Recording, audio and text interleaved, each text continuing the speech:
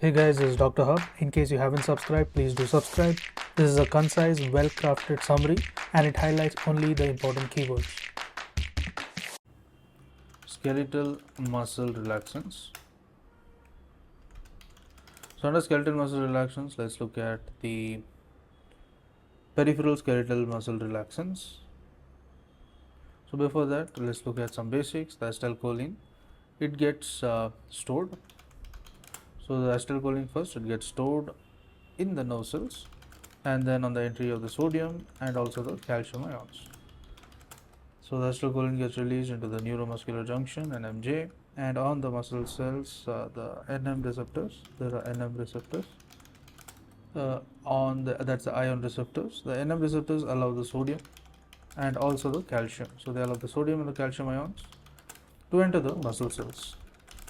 Inside the muscle cells, the SR is present, and with which the RY-R1 receptor will also release the calcium. So it will release the calcium ions and inside the muscle cell. Next, accumulated calcium ions inside the muscle cells cause the skeletal muscle contraction. Now, with this, let's move on to the peripheral muscle, skeletal muscle relaxants.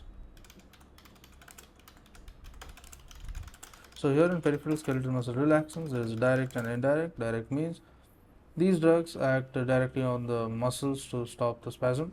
So it acts on muscle to stop the spasm. So what about the drugs? The drugs are the dantrolene, sodium, and also the quinidine.